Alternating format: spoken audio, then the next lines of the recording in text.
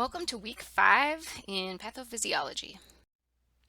Our objectives this week are to describe the etiology of disorders of the genitourinary system, to explain clinical signs and symptoms of disorders that affect the genitourinary system, to identify etiology of disorders of the reproductive system, and to analyze clinical signs and symptoms of disorders that affect the reproductive system.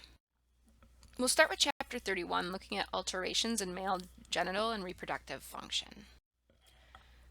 In the first group of disorders, we're going to talk about our congenital anomalies of the penis and the male urethra. Congenital anomalies can be defined as either structural or functional anomalies, so like metabolic disorders that happen during intrauterine life and can be identified prenatally, so when a baby is born, or sometimes they're detected a little bit later on in infancy. A micropenis is usually diagnosed at birth, and it's the medical term that we use for the formation of a penis that has a typical appearance and is still able to urinate and become erect, but is more than 2 times the standard deviation below average in size. We aren't totally sure why they develop, although a micropenis is often related to a deficiency in testosterone, which is the hormone that is responsible for the development of the growth of organs like the penis. Disorders that affect the pituitary gland and hypothalamus are also sometimes related, as they play a part in hormone production. Clinically, in a newborn, a micropenis is any penis less than 1.9 centimeters. And then once it's discovered, usually upon examination, blood tests can be run to determine abnormalities in these different hormone levels, like testosterone, luteinizing hormone, follicle stimulating hormone, or FSH.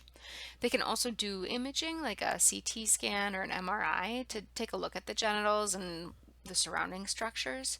And then for treatments, we can administer testosterone IM or topically to help to increase the penis size. This is most effective when it's done before puberty. Sometimes the person is assigned to the female sex if testosterone doesn't work. A urethral valve is an extra flap of skin or tissue on the urethra where the urine comes out. It is the most common cause of urinary obstruction in male newborns and infants, as the skin can either partially or completely block urine from being able to leave the body. When urine can't leave the body, it can have serious complications like renal failure. There are lots of theories on why this happens, and most have to do with different structural deformities that happen during fetal development. The manifestations can range from mild to severe. In the fetus, urethral valves can lead to oligohydramnios, which is a low level of amniotic fluid. This is because most amniotic fluid comes from fetal urine. Interesting. That amniotic fluid also gets breathed into the fetus's developing lungs, so the lungs aren't able to completely develop. This is called pulmonary hypoplasia, and it can lead to stillbirth. More often, though, after birth, the baby's not able to urinate, and so nurses are always checking, right, to see when a baby has had their first pee. Or you can see and kind of palpate, feel a full bladder kidneys. The urine can start to leak from the urinary system into the peritoneal space. Older infants can sometimes have develop UTIs, urinary tract infections, or poor streams where they're straining to void. We can actually diagnose urethral valves during pregnancy when an ultrasound is done, so that providers can be prepared to deal with it right away when baby's born. In infants, we treat any fluid or electrolyte imbalance that occurs. We can put a drain in to drain the urine with a suprapubic catheter. We can ablate, which means to trim off the valves with an endoscopic resectoscope. And so with babies, we might put it off, though, because it can cause damage to the urethra. We don't want to do that. Endoscopy involves inserting a long, flexible tube, that's the endoscope, and a resectoscope is a type of endoscope that we use in surgeries of the uterus, prostate, bladder, urethra, that can be used to extract or take out tissue to do a biopsy on, to cut or remove growths, or to ablate any diseased or damaged tissue. Hypospadias and epispadias. Hypo means below, epi means on top of or above, and a spadius is an opening. So if you put it all together, what's happening here is that instead of having an opening at the end of the urethra, it's either on top of or above, which is epi, or below, which is hypo. This happens due to different changes that occur during the time of genital development in the fetus, so in the developing fetus. It can be related to androgen or hormone fluctuations during fetal development. In hypospadias, there's an incomplete fusion of the urethral folds, so the meatus can be found anywhere on the phallus from the perineum all the way to the glans. And in epispadias, the abdominal wall doesn't form under the umbilicus, so the back wall of the bladder ends up being exposed to the external environment. Fortunately, and you can see there's some different clinical manifestations. A lot of it depends on where that opening is, and it can cause problems in hypospadias ranging from poor aim all the way to incontinence. In hypospadias too, we can also see this curvature of the penile shaft. In epispadias, a lot of times it leads to incontinence. Unfortunately, in both, there are different surgeries that can be done to reconstruct the urethra to close up the defect and to get the urine to come out of the end of the penis.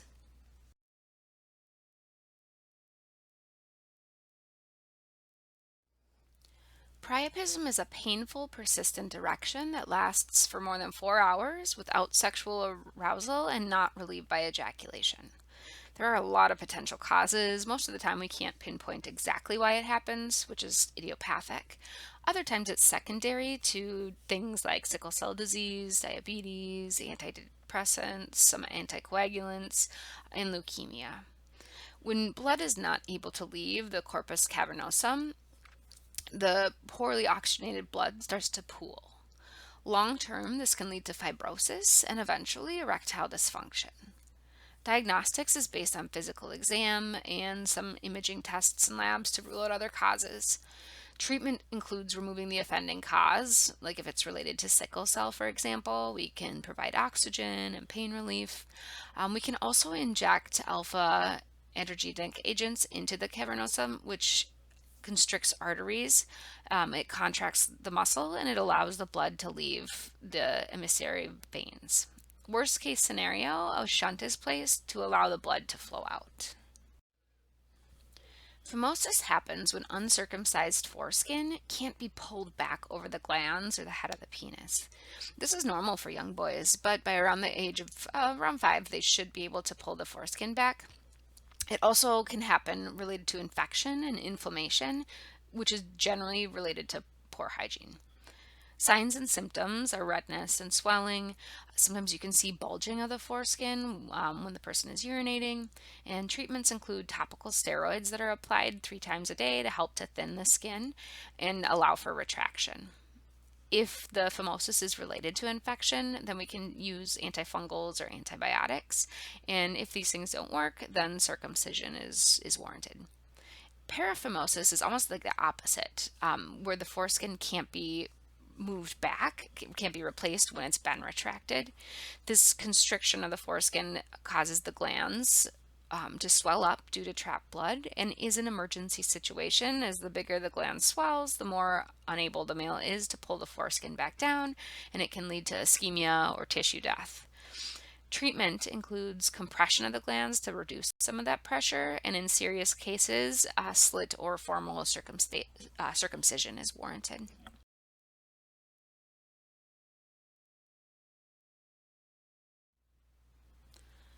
Peyronie's disease happens when scar or fibrous plaques form on the surface of the corpus cavernosum, causing the penis to be bent rather than straight.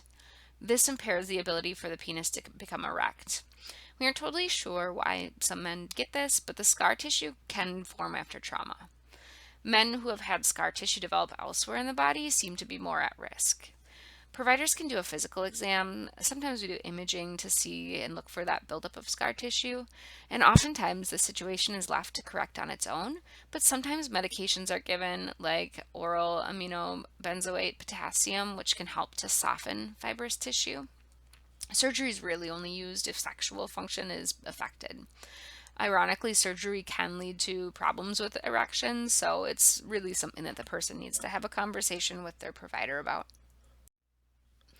Urethral strictures are also related to scar tissue formation that causes the urethra to narrow. They're usually related to things like gonorrhea or trauma. Trauma can happen when nurses insert urinary catheters. So nurses, future nurses, be careful.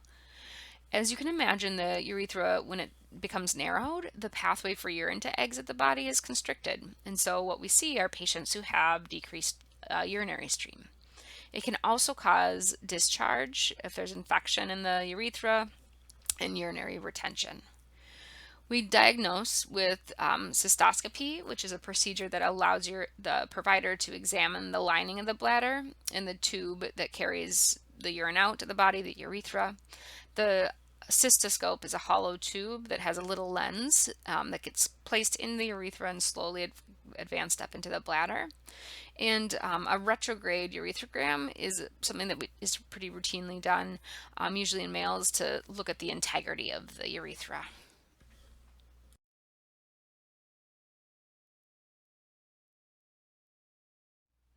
Erectile dysfunction, ED, is an inability to achieve an erection that is sufficient for satisfactory sexual performance. And there are two types: primary, which is a lifelong deal where the male was never able to have an erection, usually because of very early vascular damage or psychological harm, like sexual abuse, for example.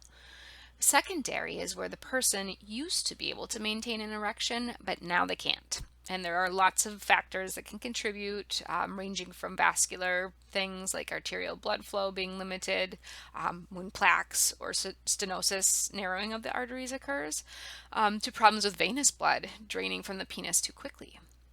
Vascular damage is a newer theory that is being explored. We can also see it in people who have diabetes, and they may experience neuropathy of the pudendal nerve. Different medications somebody takes can contribute, like thiazide, MAOI, antidepressants, antihistamines. The pituitary gland can affect testosterone levels, which can lead to ED. Trauma to the penis can lead to ED. And then again, psychological factors can interfere with erection as well. There are a few different treatment options that start usually with a physical or a health history, or physical and a health history rather. Surgery is an option, either to help to supply the penis with oxygenated blood or to prevent early drainage. There's also a procedure where they actually insert this inflatable or semi-rigid prosthetic device to help to keep the penis erect. Medications can be injected into the muscle that can cause an erection. And there are different oral meds. I'm sure you've all seen or heard commercials for Viagra or Cialis. And these medications work by enhancing the effects of nitric oxide, which, after a series of steps, basically allows an increase of blood flow to run into the corpus cavernosum, causing an erection. If you watched the commercial to the end, you probably heard warnings about taking Viagra with heart meds like nitrates. Viagra and nitrates both cause the muscles that control the size of the blood vessels to relax. And so when the blood vessels are relaxed, they enlarge in diameter, and as a result, blood pressure drops. So when Viagra and nitrates are taken together, the effects are greater than either than if you just take one or the other, and it can cause blood pressure to drop to a fatal level.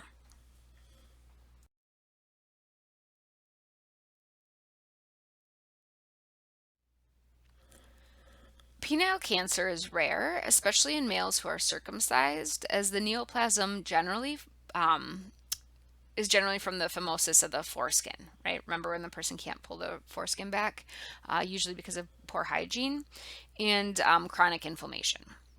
So remember, anytime we have inflammation chronically, it changes things. It can cause damage. It can cause these neoplasms to develop. The cancer type is generally squamous cell carcinoma, and it's usually on the glands or on the foreskin. It can metastasize via the inguinal lymph nodes, so those are the ones in your groin, and then they can spread that way.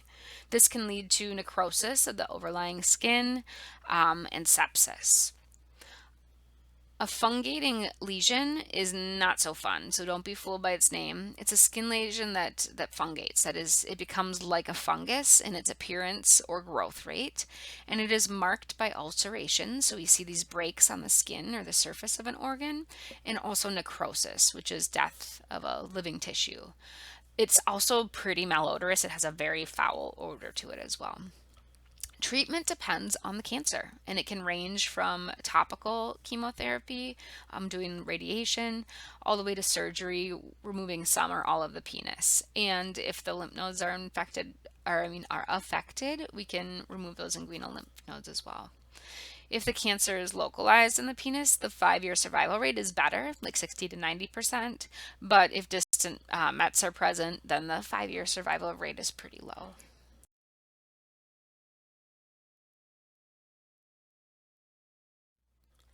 Cryptorchidism or undescended testes happen when one or both testicles fail to move down to the scrotum from the abdomen. Typically, testicular descent happens in 2 phases. During the first phase, before mid-gestation or halfway through pregnancy, the testes remain anchored to the inguinal area by insulin-like hormone 3 driven development of the gubernaculum. The second inguinal scrotal phase is dependent on testicular androgens or hormones, and it's usually completed by the time of birth. So we don't know exactly why, but we suspect that hormonal influences or sometimes in utero exposure to drugs or chemicals can contribute. Fortunately, it's rare, but it is more common in premature or underweight babies. 2/3 of the time, the testicles, they spontaneously come down on their own. Sometimes we use hormones to inject in and help with the process. Other times, surgery is warranted. For a palpable undescended testes, treatment is a surgical orchopexy, which the testes is brought into the scrotum and then sutured into place. And then if there is a hernia, we can repair that as well. If you can't feel the testes, then they have to go in and do abdominal laparoscopy, so it's a little bit more intense, and then move the testes down to the scrotum. Surgery we do earlier on, so typically around 6 months of age, because the earlier the intervention helps to improve the potential of the patient being able to stay fertile, and also can reduce cancer risk.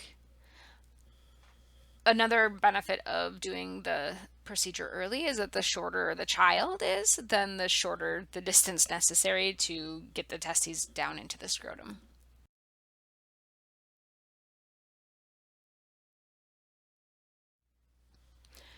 Hydrocele is a sac of fluid around the testes. Normally, when a baby boy is developing in the womb, his testes start to form in his abdomen or belly, and then they move through this tunnel called the inguinal canal down to the genital area. As they move through the canal, they push belly lining along with them, and this lining helps to form a pouch around the testicles inside the scrotum. The top of this pouch eventually closes up before birth. Sometimes when the testicles and the lining move together into the scrotum, the fluid stays and collects in between the layers of the tunica vaginalis. A communicating hydrocele is an opening at the top, so fluid can flow in and out of the belly, and a non-communicating hydrocele is closed at the top, so fluid stays trapped in the scrotum. There are secondary, which happens as a result of something else, so trauma, neoplasms, infection, and then there is also acquired hydroceles, which can happen idiopathically. We don't know why, and that is what we see more common in like the middle-aged elderly men. So different things that you would see, swelling, right? If there's a lot of fluid that's trapped, we're going to see swelling, and then is diagnosed using a physical exam and an ultrasound. Treatment involves aspirating the fluid, although oftentimes we can pull the fluid out, but then fluid just collects again. So what happens then is a drain is put in via either a surgical resection or a plication.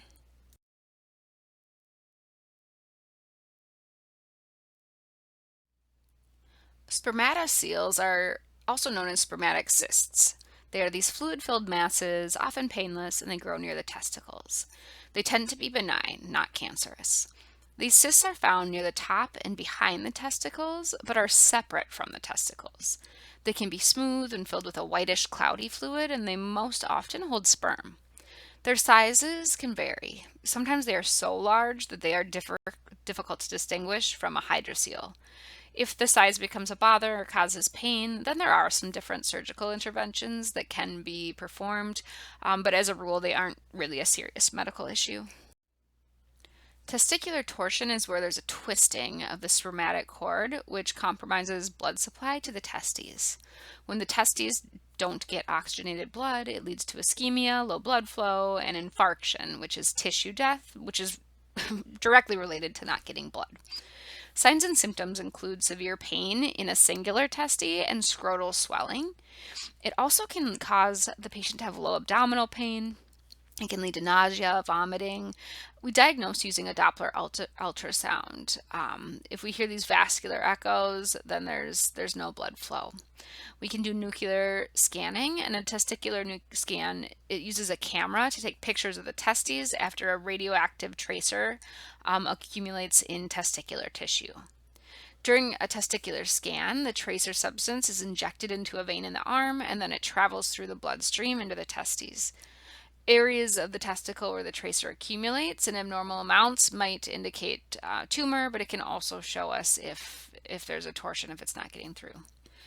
Treatments include surgery. So they go into the scrotum, they untwist the testicle, and then they attach it to the wall of the scrotum so that it doesn't happen again. Usually they'll secure the unaffected testicle too so that it doesn't get twisted in the future. Infertility happens when a couple cannot conceive after 1 year of unprotected intercourse. 20% of the time it's related to problems with the male. We'll discuss female-related issues later. Usually when it's with the male, it's due to low sperm count, but it can also be caused by ductal obstructions, varicocele, which is an enlargement of the veins within the loose bag of skin, the scrotum, or hypogonadotropic hypogonadism, low hormones. It can also be caused by testicles atrophying, or it's idiopathic. We can't figure it out. We don't know. There are a bunch of tests that can be done to analyze the sperm count, to rule out other problems like low levels of hormones, and then if we can determine what the cause is, we treat it. Sometimes going in and harvesting sperm is warranted for use in vitro fertilization or intracytoplasmic sperm injections.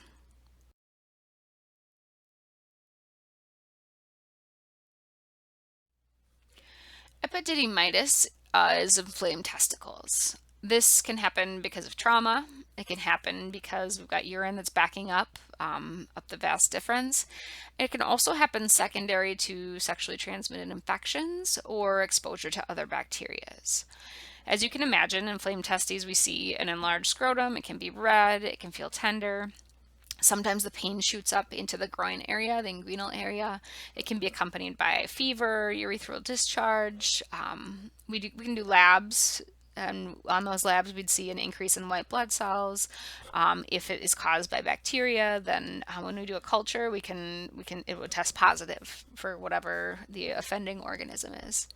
And treatments include things like bed rest, providing scrotal support to help with the inflammation, giving antibiotics, and if it's really a severe case, then they can go in and make an incision to drain that extra fluid accumulation.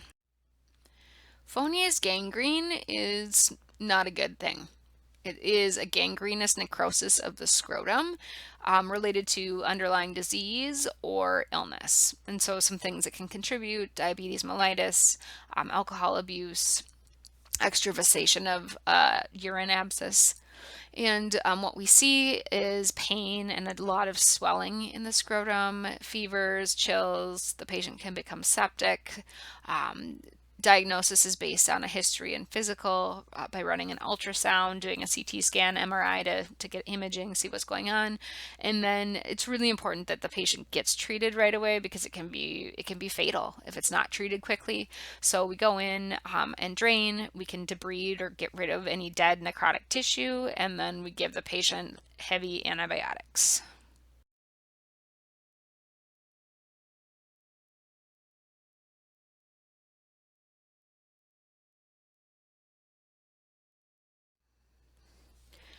Testicular cancer is rare, but when it does occur, it generally affects younger males between the ages of 20 to 34 years old. We don't know exactly why the malignancies develop. There is some link to cryptorchidism, but many males who never had undescended testes get testicular cancer. There are a few different types of cells that can grow. Most commonly are the germinal neoplasms that start in the germ cells and can generally be managed even if they have metastasized to the lymph nodes. There are some different approaches to treatment depending on the type, but most often it involves surgical removal of the testes and the spermatic cord, and then irradiation and chemotherapy as needed. And it leads to a pretty good prognosis for those that have the germinal neoplastic type. One thing that is worth noting is that self-examinations by males is a great way for young men to screen for and then report any changes that they find early on. So now we'll talk about some different disorders of the prostate. And remember, the prostate is about a walnut-sized gland that all men have, found below the bladder and in front of the rectum. And the job of the prostate is to make the fluid that contains sperm, right, the semen. The fluid protects sperm when they travel towards the female egg. Benign prostatic hyperplasia or hypertrophy, BPH.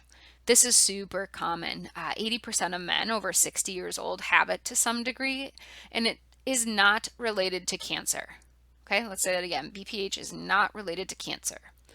Don't know the exact cause, but we think that it's related to an aging male endocrine system that leads to the enlargement of the glands that are around the prostatic urethra, which then presses on the urethra and blocks the bladder outlet. So if it's minor, it causes a problem in decrease in the force of urination. It causes hesitancy where the person can't start urinating right away. It can cause the stream to become interrupted. So like mid pee, they might stop, right? Even though they're not done. It can lead to dribbling frequency. And the provider can complete a rectal exam where they can actually palpate an enlarged prostate. We can do a bladder scan to check for retention and post-residual void, or to see how much urine is left in the bladder after somebody urinates. We can treat with medications. Some meds help to relax the muscles, and that decreases tension in the prostate, making it possible for urine to flow easier. And then there are other meds that actually shrink the prostate glands by preventing the conversion of testosterone to didosterosterone. There are some minimally invasive surgeries as well that can be done in the clinic involving microwave therapy, needle ablation, and a pretty common procedure for men who have moderate to severe urinary problems where meds just are not working is something called a transurethral resection of the prostate, a TURP. And in this surgery, an instrument called a resectoscope, we talked about that already, is inserted through the tip of the penis up into the urethra. And then the resectoscope helps the provider to see and trim away any excess prostate tissue that might be blocking that flow of urine. There are also these newer laser therapies where they insert a scope into the prostate through the urethra, and then they're able to vaporize the tissue with laser fibers. It sounds intense, but laser therapies are actually a less invasive method and are becoming more effective and have fewer side effects than TURPs.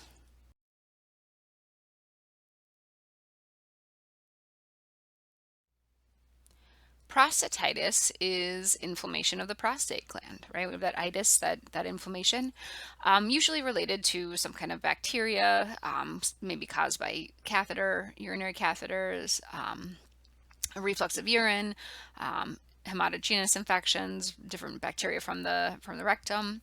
And whenever we have inflammation, we have the cardinal signs. So we see things like chills, flank pain, fever. It can also affect urination, causing things like frequency, urgency, and dysuria. Dysuria means painful urination.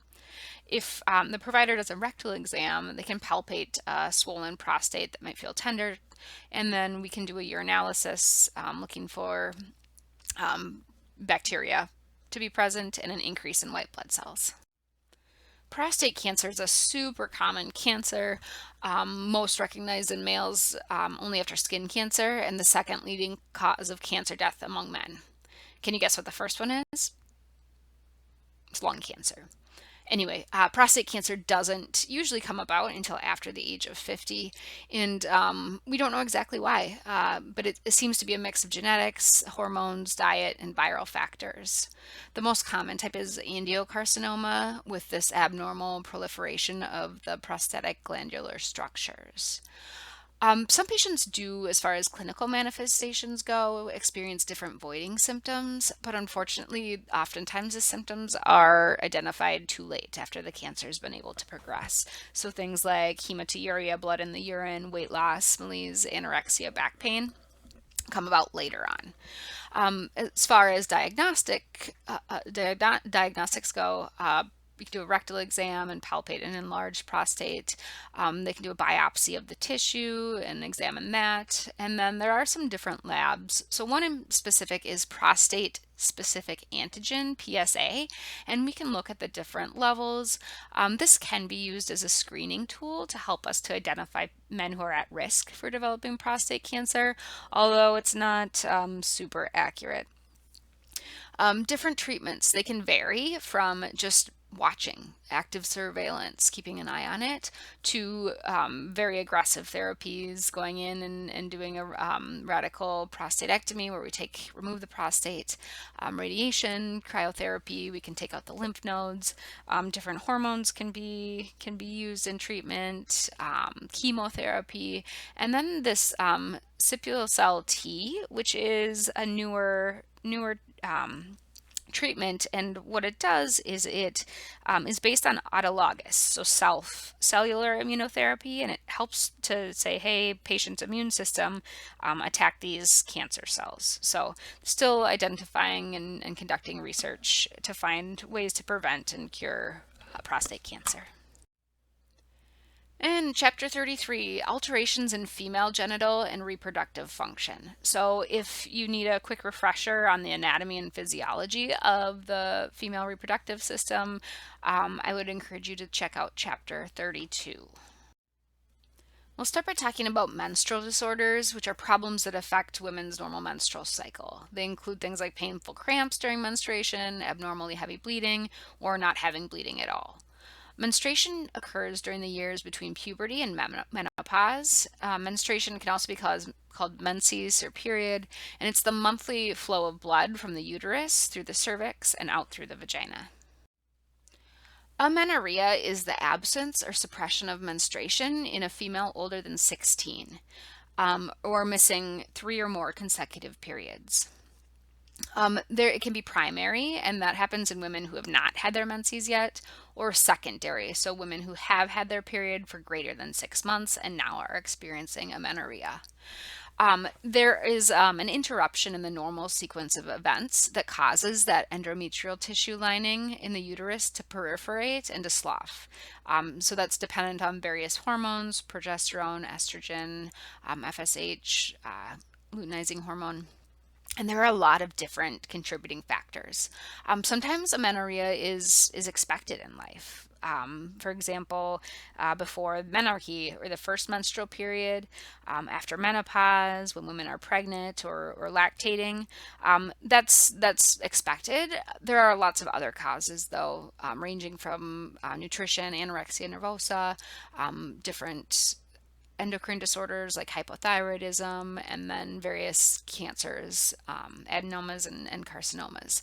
There are many, many more listed on figure 33-1 on page 672 in your book. And clinically, what we see is an absence of menses, and it has to be 3 or more consecutive periods.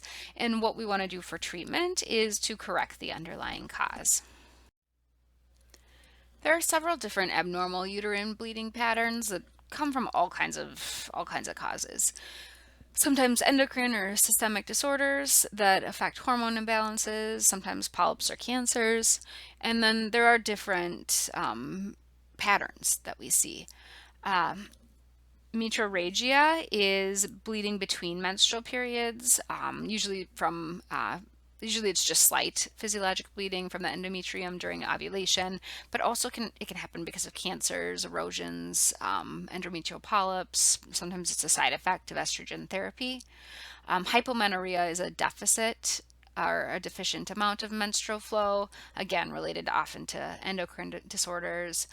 Maybe it's obstruction because of the hymen or a narrowing of the cervical OS. Oligomenorrhea is infrequent menstruation, usually failure to ovulate because there's some kind of underlying endocrine or systemic disorder, and hormones are affected. Polymenorrhea is increased frequency, so poly is many, so you can think of it that way. And then menorrhagia is a often debilitating increase in the amount or duration of menstrual bleeding. So this is oftentimes due to lesions on the female reproductive organs, lymphomas, for example, and needs to be managed with surgery, oral contraceptives, and antiprostaglandins. Sometimes too, putting a progesterone containing IUD in can help with that as well. And then the big deal here is to correct whatever is going on. Dysmenorrhea is menstruation that's painful enough to limit normal activity or to cause a woman to seek health care. It can be classified as primary, which is not related to any identifiable pathologic condition, or secondary, which is related to some kind of pathological condition. Primary generally begins a year or two after menarche and is related to the endometrium releasing extra prostaglandins. The prostaglandins cause uterine contractions and also ischemia of the endometrial capillaries, which leads to cramps. So generally with primary type, we see this severe sharp pain in the pelvic region, and it can go up into the upper thighs. And again, it's severe enough that it's limiting activity. And if it's secondary, it's more like a duller pain. So we treat using prostaglandin inhibitors. If we know that prostaglandins can contribute to cramps, then we want to inhibit that, prevent that. So that's like ibuprofen, right? NSAIDs, naproxen, or sometimes steroids, which might include like estrogen without any progesterone.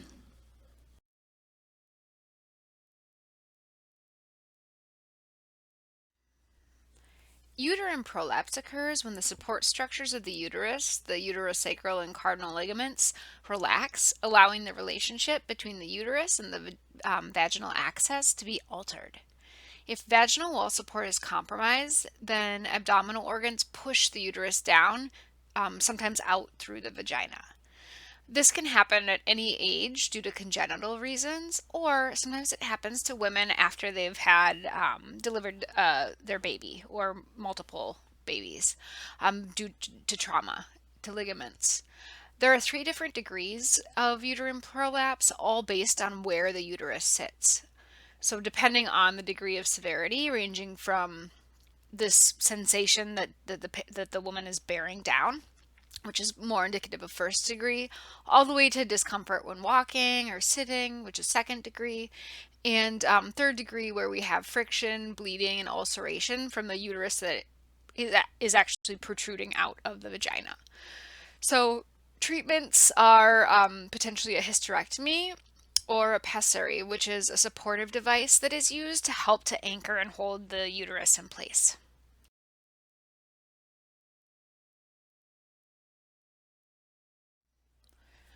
Retrodisplacement of the uterus is a uterus that is tipped or in a position that's abnormal and posterior of the pelvis. It can be structural, something that's present at birth, or it can happen as a result of childbirth. There are a lot of different clinical manifestations, ranging from asymptomatic to women who experience pelvic pain or pressure, dysmenorrhea, dyspareunia, and infertility. Different treatments also range depending on how the uterus is tipped and the effect that it has on the woman, ranging from nothing, no symptoms, no treatment, using a pessary for support, and various surgical corrections. A cystocele is a weakness in the vaginal wall where the urinary bladder gets pushed into the anterior of the vagina. The muscle wall itself usually is weakened related to childbirth, but there are other causes as well. Things like congenital factors, women who have had surgery, just the aging process, obesity, and repetitively lifting heavy objects. There's a range of clinical manifestations ranging from mild, where there are no symptoms. Some women experience pressure, dysuria, incontinence, and back pain. Others might be able to see this soft mucosal mass, and a lot of women think that they have some kind of tumor or something that has formed if they are investigating themselves. Treatments include surgical repair of the vagina to help to correct and support the weakened wall. And so you may have heard of prosthetic meshes used that get inserted and also help to provide that support. A retroceal is similar to a cystocele in that it's a weakness in the vaginal wall. Although this time, as you can probably imagine based on the name, it's the rectum that is protruding into the vagina and kind of bulging downward. Very, very similar risk factors to cystocele. Childbirth is a big one, different congenital factors, surgery, aging, obesity, lifting heavy objects repetitively. And here what we see is a lot of signs and symptoms related to like constipation, having painful bowel movements. Sometimes sexual intercourse can be painful as well. Again, we can visualize this mass that's bulging into the vagina. And treatments do include surgical repair, where we can go back in and correct the problem and help to support the muscle of the vagina to keep the rectum from bulging in.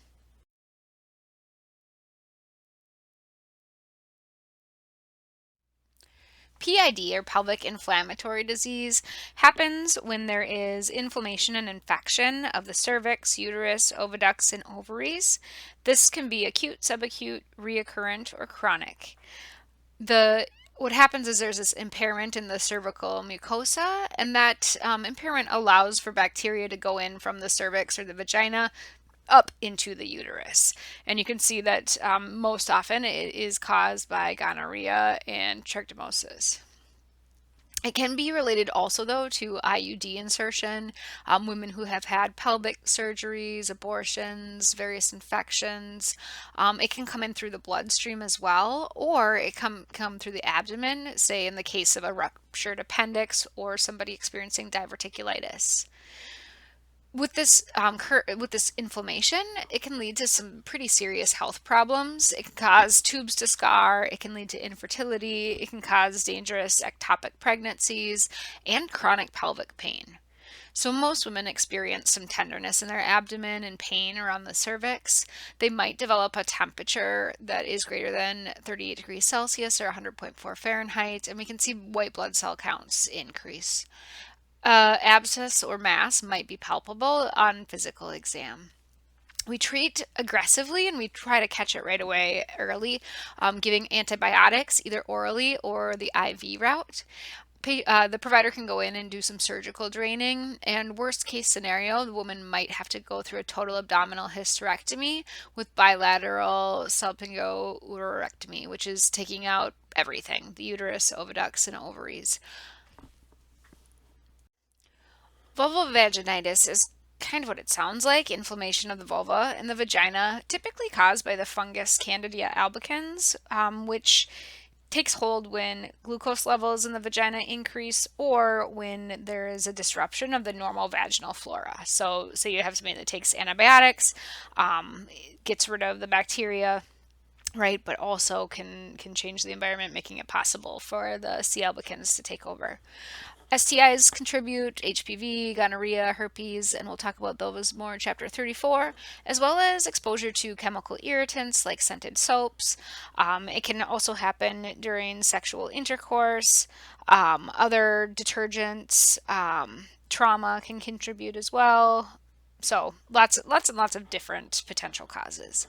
Clinically, depending on what's going on, we might see different things. So if it's C. albicans, it leads to this thick white discharge, red swollen mucous membranes with these white flecks kind of stuck to it, and also really, really super itchy. Other infectious agents can lead to more of a pussy, smelly discharge. It can lead to irritation and inflammation. It can leave the labia red and swollen. It can be painful to urinate or to participate in sexual intercourse, and it also can lead to some itching. So we always want to treat the offending agent. We use antifungals, antibiotics.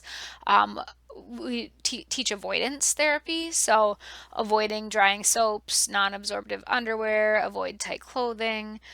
If it's a detergent, switching to a detergent that is hypoallergenic. Um, Toilet paper as well. There's scented toilet paper out there, so avoiding that.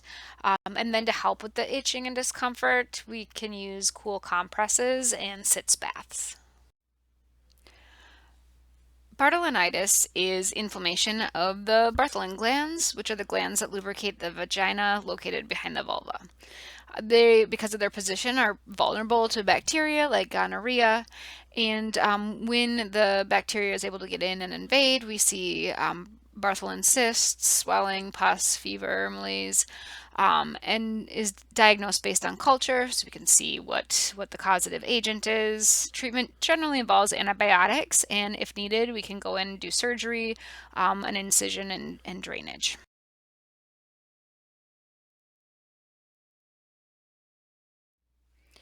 A uterine leiomyoma is also known as a fibroid. They look kind of like tumors. They can be the size of a bean, a golf ball, or even larger. They are pretty common. 1 in 4 women over 35 gets them, and they are more common in African Americans. What happens is there is this excessive cell growth in the smooth muscle of the uterus, which leads to the presence of these fibroids. Um, Not sure exactly why women get them, but again, like 50% do, which suggests, and usually after puberty, before menopause, so that indicates that hormones are involved. Clinically, it depends on where they are located and how big they are as far as what we'll see. If they're really big, they can cause pressure. It can cause pressure in the back, constipation. It can make people have urinary frequency. It also can interfere with pregnancy and the ability for a woman to carry the fetus all the way to term. Treatment really depends, again, on where it is and how big it is. So if it's small, we might wait and watch. In fact, many resolve on their own without any intervention. If they're really large, though, and they are causing problems, bleeding, pain, GI or urinary tract problems, then they'll be surgically removed, possibly even a hysterectomy. Ovarian cysts are little sacs on the ovary that can be filled with fluid or semi-solid material.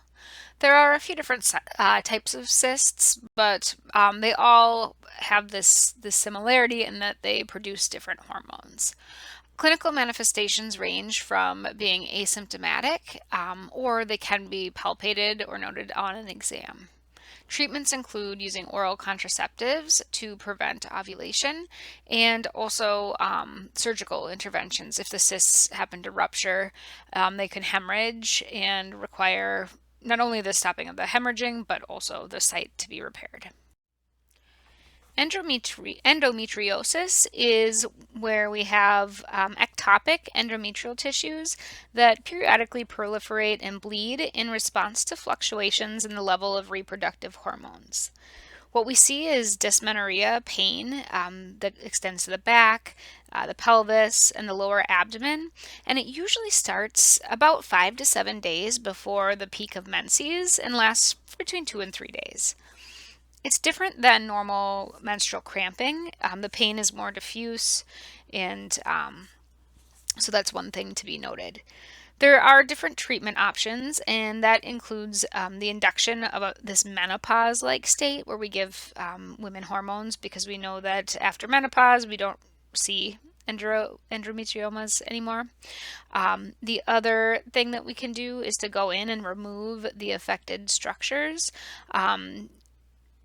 So removing the pelvic organs, a total hysterectomy, taking the oviducts and the ovaries as well. We can teach our patients to manage pain with pain medications like NSAIDs.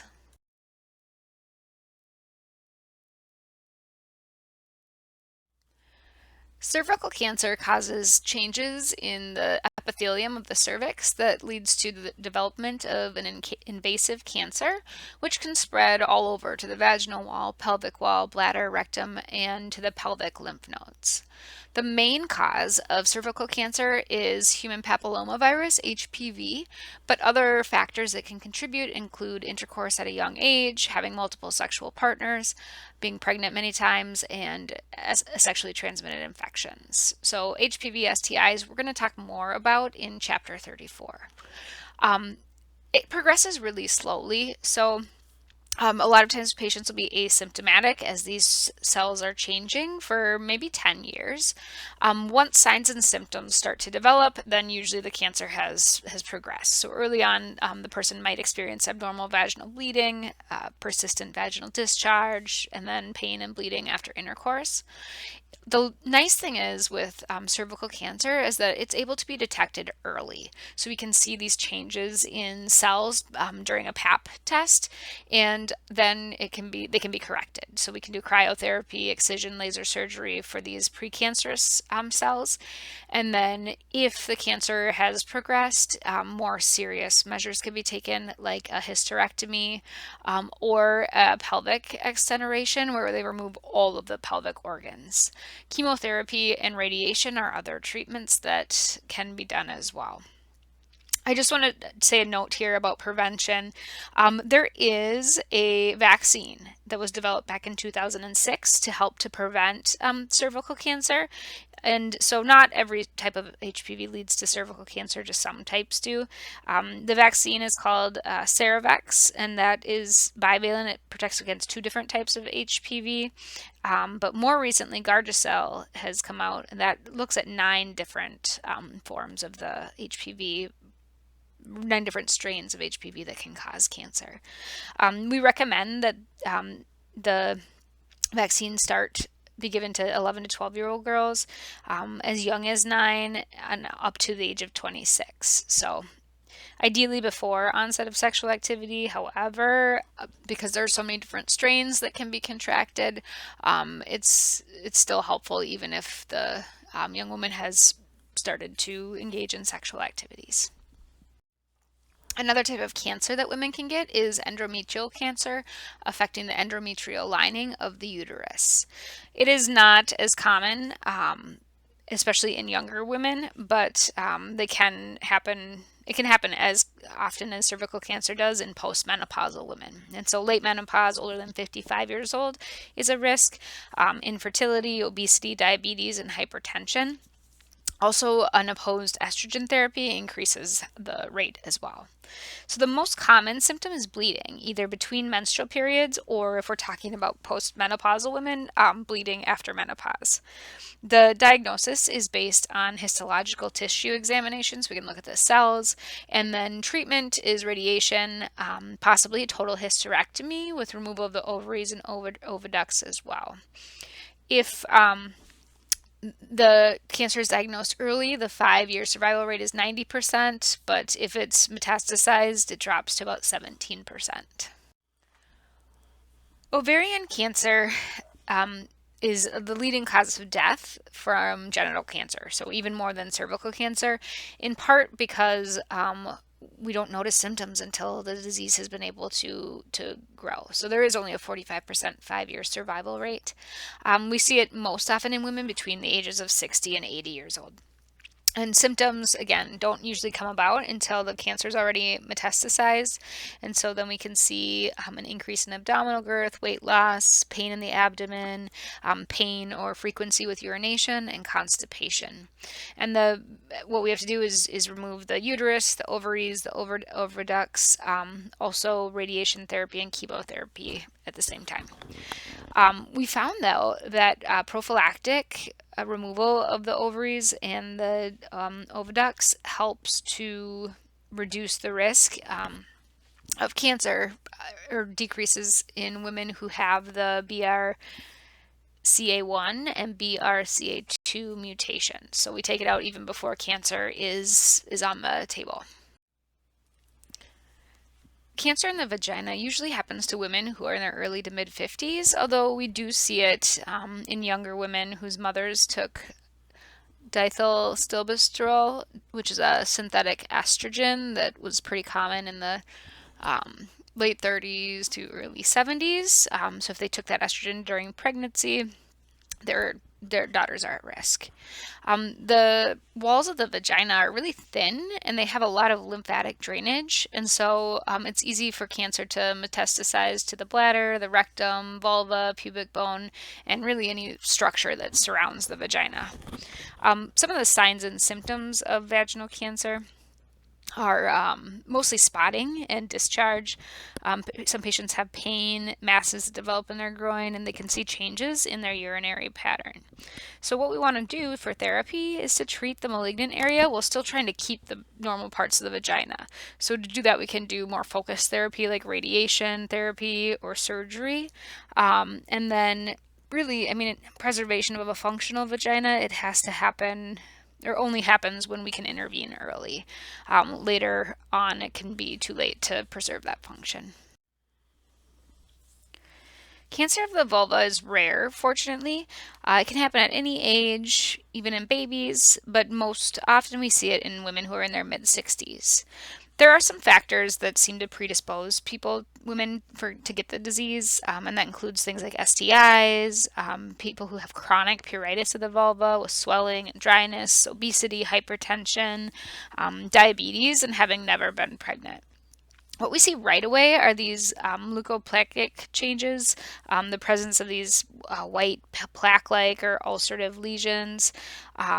Once it develops, then we can see masses in the vulva with masses also that can be palpated in the groin, which can affect urination and defecation later on in the disease. So what we do is to do a partial excision of the vulva, trying to get rid of any precancerous lesions, and a total excision for advanced disease. It's very common to have relapse regardless of what treatment we do.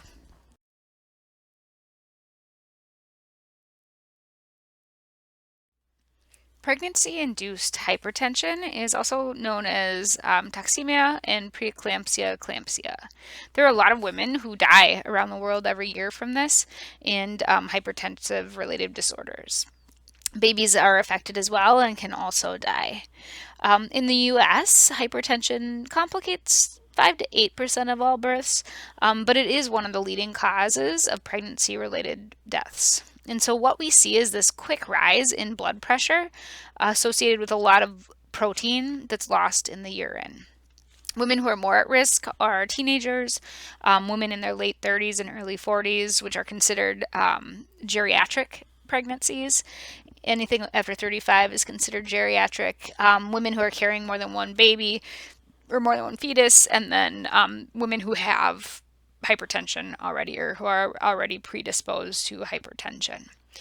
We don't know exactly what causes it. There does seem to be some nutrition and genetic and immunologic factors that are suggested. But what happens is that the kidneys keep salt, and remember, wherever salt goes, water follows. This leads to weight gain, it leads to edema. We also see spasming of the arteries. And so when arteries spasm, it can affect blood or renal flow and glomerular filtration rate. So both of those go down. Also, the glomerular tufts get thickened. Depending on the severity of the disease and the symptoms, we might see can look a little bit different. So a lot of what we see though is related to that increase in pressure. If it's mild, it's generally able to be treated with bed rest. We continue to watch the fetus, and then it's possible that if the conditions aren't able to be controlled and the fetus is developed enough, they'll initiate birth and have the fetus delivered earlier. Later though, or if it's severe, then we can see this extreme vascular spasticity, which can lead to convulsions, coma, renal failure. It can cause the liver to malfunction, and extremely high blood pressure. Usually this severe form happens right before the baby comes, and unfortunately is related to a high mortality rate. But if there's a severe form, we can give medications to help to open up the vessels, bring blood pressure down, meds to help to prevent seizures, and then also get that baby out as soon as we can. Hyperemesis gravidarum is nausea and irretractable vomiting that happens throughout pregnancy.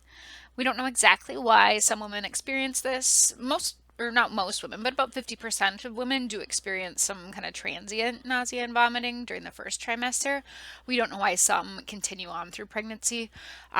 Possibly related to abnormal response to the production of a large amount of HCG hormone, which is a hormone that is made by the placenta. But again, not totally sure. Clinical manifestations, intractable vomiting. So it will not quit throughout the entire course of pregnancy. And not only can it cause electrolyte imbalances and fluid imbalances, but it can lead to hepatic and renal damage, encephalopathy, and death. So it is serious. We can treat with IV therapy. Many women have to come in to be hospitalized to get the fluids and the electrolytes and the nutrition that they're losing. We can encourage patients to follow a bland diet, to use things like aromatherapy to help to minimize some of that vomiting. And then antiemetics are used as medications. Placenta previa and abruptoplacentae are two different conditions that happen with the placenta in pregnant women. Placenta previa happens when the placenta is implanted abnormally over the internal cervical OS. And with placenta previa, it affects about 1 in 200 deliveries, most often in women who have had multiple pregnancies and who have had cesarean sections before. We're not sure exactly why it happens, and it can have varying degrees of severity, ranging from partial to entire coverage of the internal cervical OS. For the treatment, C-section and controlling hemorrhaging is going to be important. Abruptoplacentae happens when the placenta separates before the fetus is delivered, and it usually starts about 20 weeks after 20 weeks, triggered by some kind of trauma. It can also happen when the umbilical cord is too short, if there's an occlusion of the inferior vena cava. It can happen in PIH or in women who have just abnormal uterine anatomy, I should say. Clinical manifestations can be just like straight up bleeding, hemorrhaging, or it can be hemorrhaging internally where the mom doesn't notice. And same, we got to get baby out. So we do a C-section and we work to control the hemorrhage. A spontaneous abortion is when the products of conception are expulsed from the uterus before the fetus is viable, before the fetus would be able to survive. It's also called a miscarriage. And most of the time it's related to an abnormal development of the fetus, maybe a chromosomal deficiency or mutation, and or maternal abnormalities or illnesses. So different structural things inside the mom's body, infectious processes like herpes virus or rubella, immune system disorders, trauma, both physical and psychological, can all contribute. The signs include vaginal bleeding and abdominal cramps that can intensify as the cervix dilates. And then once all of the contents are expelled, the bleeding and the cramps subside. If there are any contents, though, that are left behind, it's considered an incomplete abortion. And interventions are needed to control bleeding and to surgically go in and remove any remaining uterine content. This is different than an elective abortion.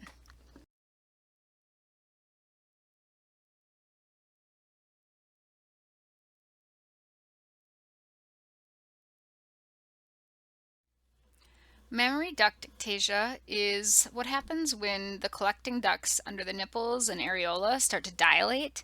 They become thinner, and then they're able to fill with secretions and this cellular debris that causes irritation and inflammation in the duct walls. Long term, then, granulation tissue is created and fibrosis forms. This leads to a palpable mass if you're to feel underneath the areola. The nipple itself can become inverted or appear to go inwards. And patients experience persistent nipple discharge, a lot of times discharge that is like yellow or green. We have to be careful with this. A lot of people are worried about it, thinking that it's like breast cancer. So, for treatment, we do a biopsy to rule out any kind of malignancy. It can be treated with antibiotics, and then for more serious cases, they can go in and surgically remove those subareolar ducts. A breast abscess is a localized collection of pus in the breast tissue. The type of abscess that we talk about in our textbook is non-lactational. That means it's not related to breastfeeding.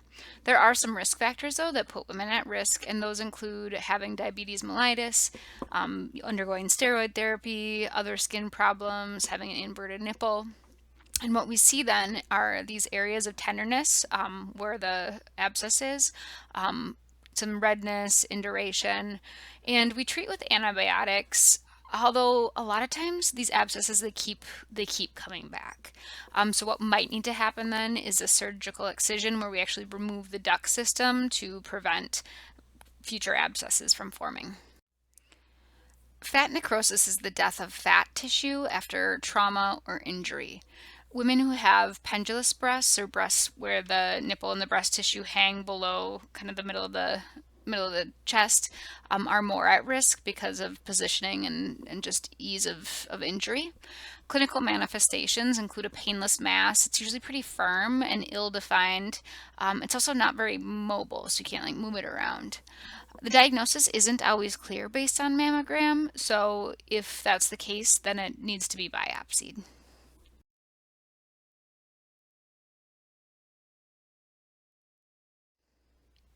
Fibrocystic breast disease is this fibrosis or overgrowth of the stromal fibrous tissue in the breasts.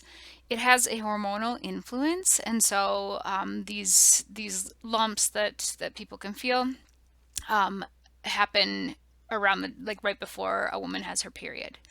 Um, as I said, they're palpable, so you can feel them, and they fluctuate with the menstrual cycle. So, right before a woman begins menstruation, she'll feel them generally in the outer upper quadrant of her breast. And sometimes they're described as like very painful, tender, full feeling, kind of rope like, diagnosed using an ultrasound and needle aspiration.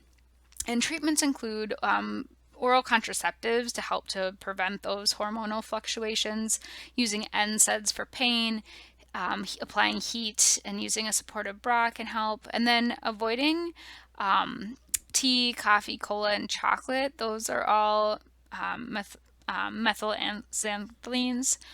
And then following a low fat, high carbohydrate diet can help as well. Benign neoplasms can happen anytime in a woman's life, from childhood to old age. And some different examples are like fibroadenomas, papillomas.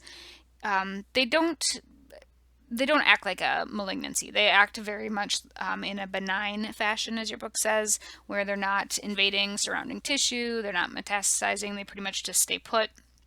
They can be freely moved, they're encapsulated, and so they're very easy. It's very easy to tell where the mass is and isn't. But we always encourage women to get any lumps checked out to make sure that they aren't malignant, and so that might involve a physical exam or going in and biopsying and taking a look at the cells inside to see what they contain.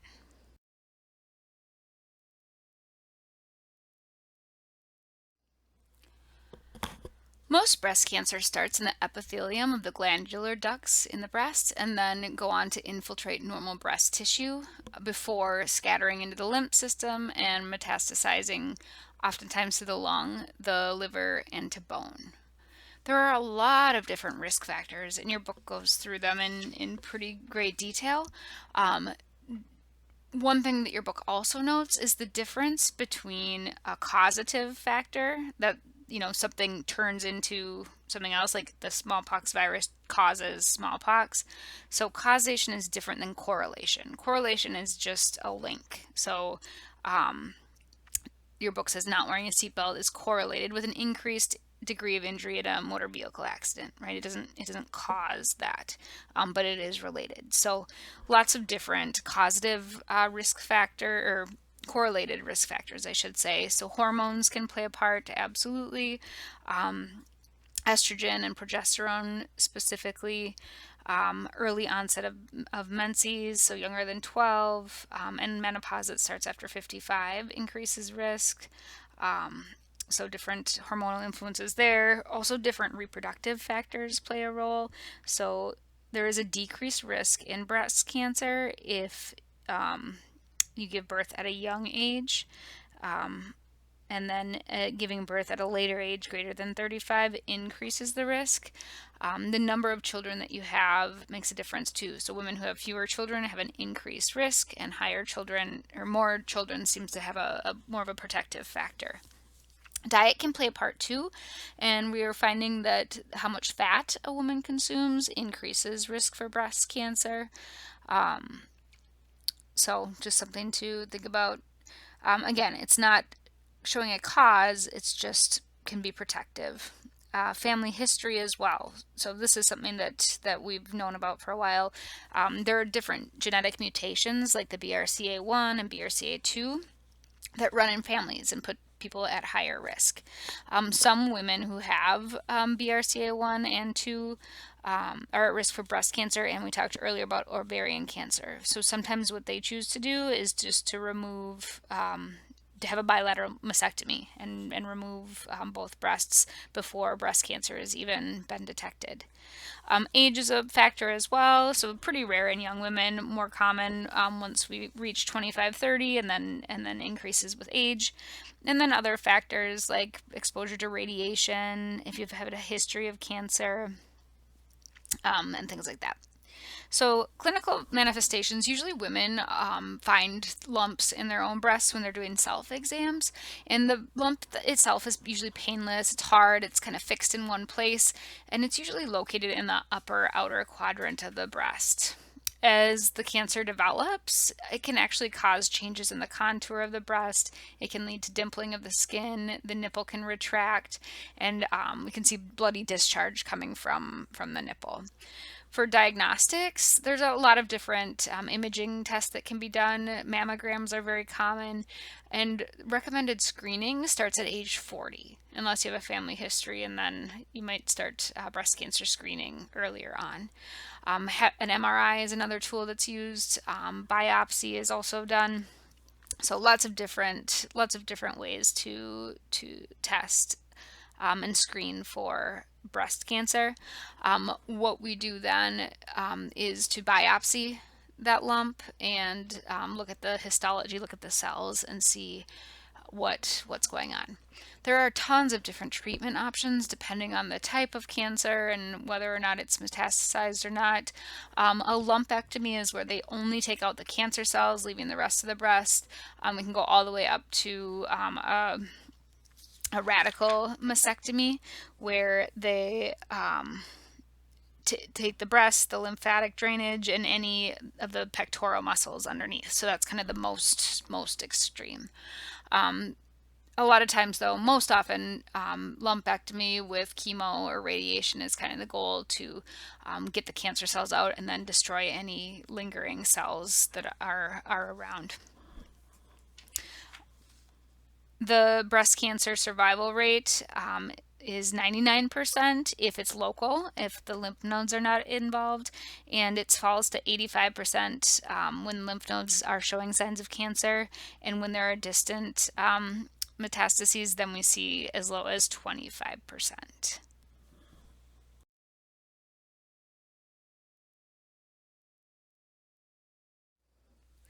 Chapter 34 is looking at sexually transmitted infections, STIs. And your weekly assignment is going to be on one of these STIs. You can learn way more from the Center for Disease Control and Prevention about the various STIs in the United States, and know that they're on the rise, and that many new infections continue to go unreported. Urethritis is inflammation in the urethra, cervicitis is inflammation in the cervix, and salpingitis is inflammation in the fallopian tubes. This section also talks about pelvic inflammatory diseases. So if you've noticed, we've got this inflammation is the underlying factor here. Gonorrhea is associated with the gram-negative Diplodocus Neisseria gonorrhea, and it's transmitted when a person comes into contact with another person who's infected's mucous membranes.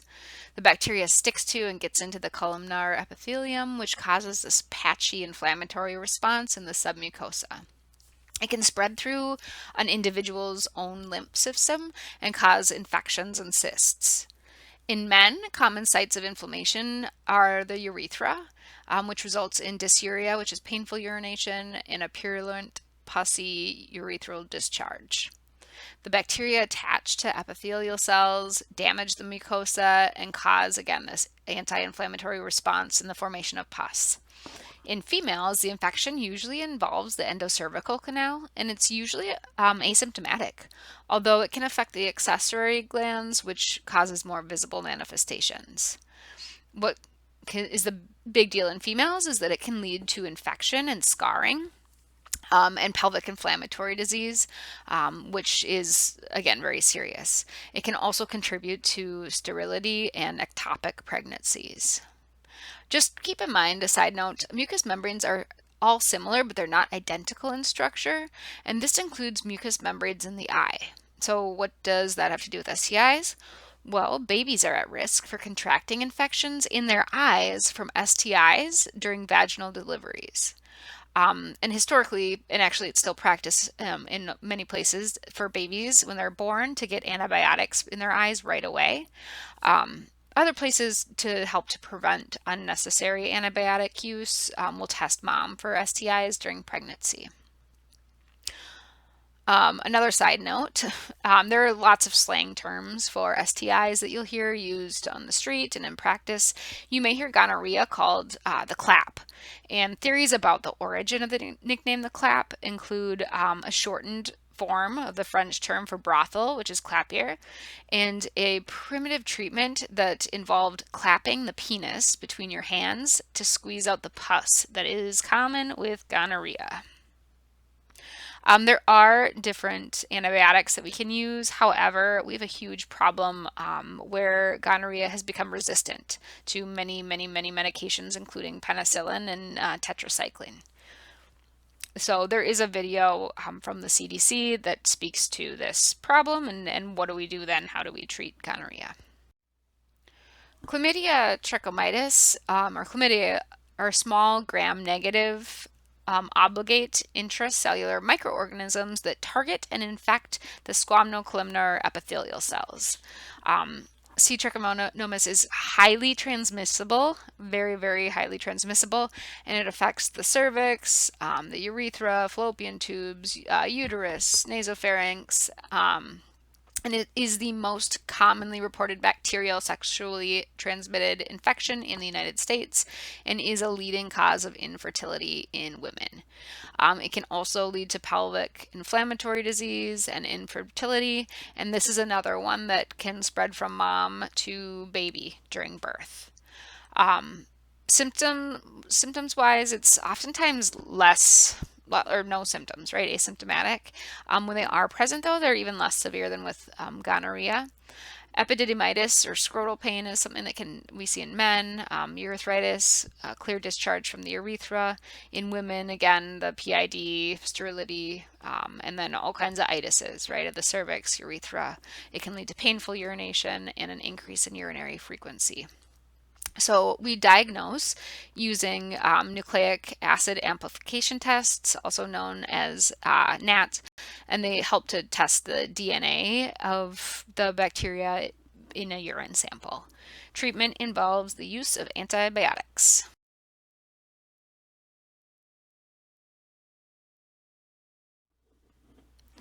Syphilis is caused by anaerobic spirochetes that is transmitted sexually but then disseminates throughout the body. It becomes systemic during incubation. There are 5 different stages of syphilis, and all of them affect the vascular system, so the vessels in your body. Early on, a canker forms at the portal of entry, which is painless, a lot of times goes unnoticed, especially in women when it's located up inside on the cervix. After about 3 to 6 weeks, the patient moves on to the second stage where they might experience a low-grade fever, just feeling unwell, malaise. They might have a sore throat, headache, lymphadenopathy, and rash either on their mucosa or on their skin. Here, what's happening is the bacteria is being spread throughout the bloodstream and the lymph system. Then comes this latent stage where the person is asymptomatic, and you guys, this can last for 40 years. For most, about 2/3 of the people who have syphilis, it never causes a problem again. For that other third, though, it progresses to this late stage that causes problems, bigger problems with the cardiovascular system. It can cause aortic necrosis. It can cause damage to the central nervous system. It can lead to blindness, paresis, and mental deterioration, really depending on where in the body the vascular damage occurred. Treatment involves penicillin, and we give penicillin not only to the person that has tested positive, but to those who have come into contact with them. Lymphogranuloma venereum is caused by chlamydia trachomatis, which invades the mucosa during sexual contact. Chlamydia trachomatis is the name of the bacteria that causes LGV. LGV is referring to the clinical disease. Not all of the subtypes of chlamydia cause LGV, just a few of them do. There are 3 stages of LGV. The first one, the patient has this self-limited genital ulcers that can show up anywhere from 3 days to 3 weeks after they've been exposed. They're oftentimes small, painless, and go unnoticed by the patient. For some, it might look like a herpes infection. In the second stage of LGV, the patient usually presents with a painful lymph node swelling in the inguinal and the groin or the femoral groups of lymph nodes, usually about 2 to 6 weeks after they've been exposed. Sometimes other lymph nodes are affected as well, like in the armpits or in the necks or in the neck. And then they're painful, swollen. They can coalesce, they can join together and form these bubules, which can rupture. And that happens in as many as a third of the people that have it. If they don't rupture, then they harden and they slowly resolve. The second stage also can lead to fever, to back pain, pain in the joints, inflammation in the eyes, around the heart, in the lung, the liver, if the bacteria has been able to disseminate from the local area of infection. In the last stage, stage 3, patients with LGV can have ulcerations that form. These abscesses, they turn into fistulas or abnormal openings between 2 spaces in the body, and can cause a lot of purulent discharge, pain, and discomfort. Treatments include doxycycline, antibiotics. Sometimes surgery is needed to help to aspirate, to drain the lymph nodes, or if rectal strictures or fistulas have formed, to correct those as well. We talked about the family of herpes viruses back in week 3 when we were discussing skin disorders. There are 2 types that can be sexually transmitted, type 1 and type 2. Type 1 on the left here is typically found above the waist, around the mouth, the lips, the eyes, the skin, and can be transmitted to the genitals with oral genital contact. It is also present in stool, saliva, and urine. Herpes virus type 2 is more below the belt, and it can be found on the genital, anal, and perianal areas. It can also, though, be transmitted to the mouth. In both types, there's this initial outbreak where these fluid-filled vesicles show up about 3 to 7 days after contact with an infected individual. These lesions go away, and they lie dormant until something triggers their return. A lot of times this is related to like emotional stress or other stressors like a disease or immunosuppression. And we aren't exactly sure what causes this virus to reactivate or why it does, but there's thought that it's stored in these ganglion neurons and then gets some kind of signal to come back, again, related to some of those stressors that I just talked about. For some people, they might feel some paresthesia, some like tingling at the site a day or two before they have a breakout. In type 1, the lesions around the mouth, they generally crust and heal in 5 to 10 days. In type 2, the vesicles can actually rupture and turn into these painful, shallow ulcers. The virus can also enter the lymph system and can cause problems there. Very, very rarely the virus can get into the visceral organs and can produce areas of necrosis in the liver, the adrenal glands, the lungs, and the central nervous system. Herpes virus can cause pretty serious problems in people who are immunocompromised, like the very young, people with AIDS, and can lead to things like fatal organ damage. Treatment for type 2 includes antiviral medications like Aclovir that can help to shorten how long an outbreak occurs. Some people actually will take it all the time to prevent outbreaks if they can't seem to if their body has outbreaks constantly. People also should make sure that they're following safe sex practices to prevent the spread of transmission. The virus can shed, meaning that it can be contagious even when it's lying dormant. If the lesions are active in a pregnant woman, if she's got type 2 herpes, then they might opt to do a delivery by cesarean section to avoid the baby to avoid the baby contracting herpes as it's passing through the vaginal birth canal.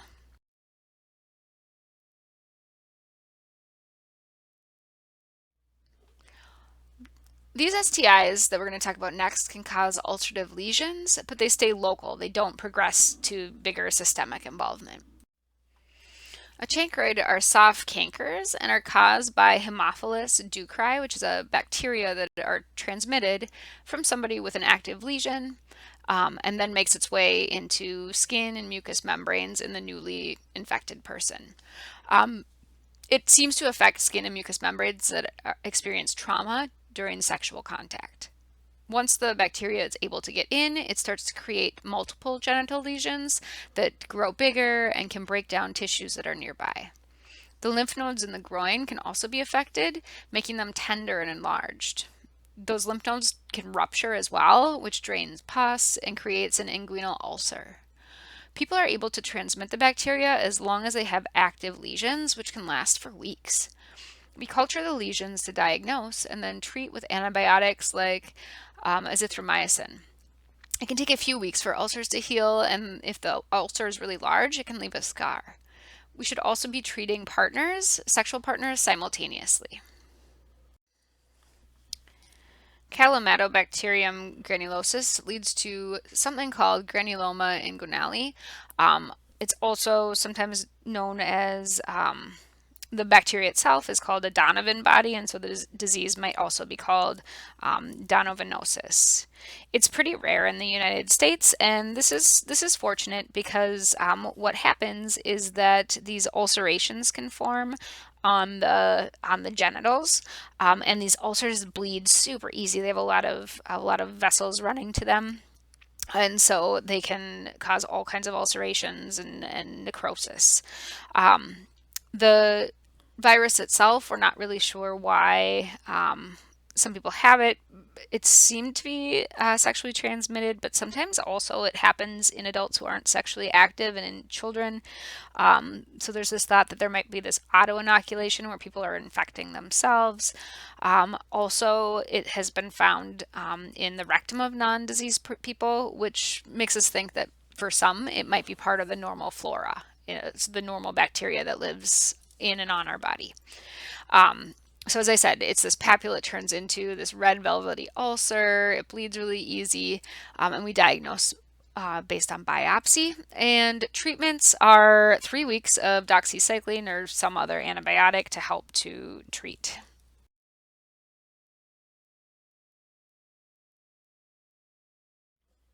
Molluscum contagiosum is another STI, and this one is a skin disease, and it's caused by a member of the pox virus family. Pox viruses cause eruption or poxes on the skin, kind of like chicken pox, right? There's a couple of different forms. One is the type 1 in kids is where we see it. And this is transmitted from skin to skin contact. And then type 2, we see more in younger adults, adolescents, younger adults. And this is transmitted during sexual contact.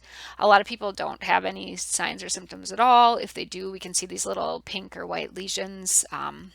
With exudative cores on the genitalia. They can be really slow to develop, and then remain pretty steady for a long time. So the goal really is to prevent the spread of the infection. The lesions themselves can be removed with surgery, or we can take liquid nitrogen and freeze them off. And then anyone who's had sexual contact with that individual should also be examined, because we want to prevent the virus from spreading further. Human papillomavirus (HPV) is a super common infection as well, super common STI.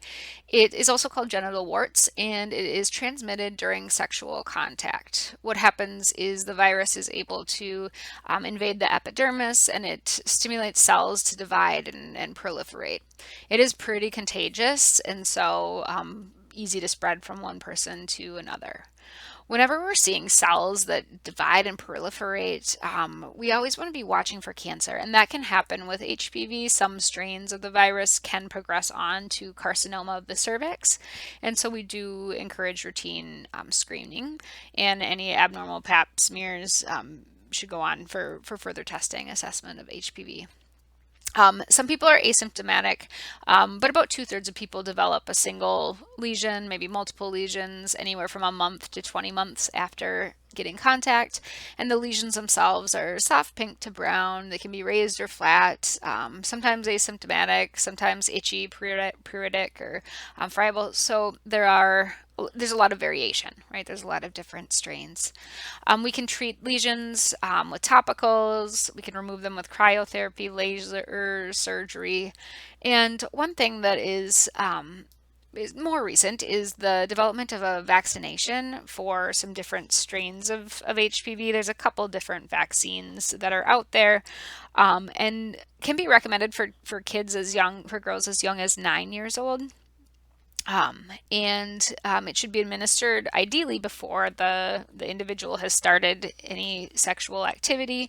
However, it is still encouraged in young adults as well who are sexually active, because it can help them from transmitting the strain that can cause cancer.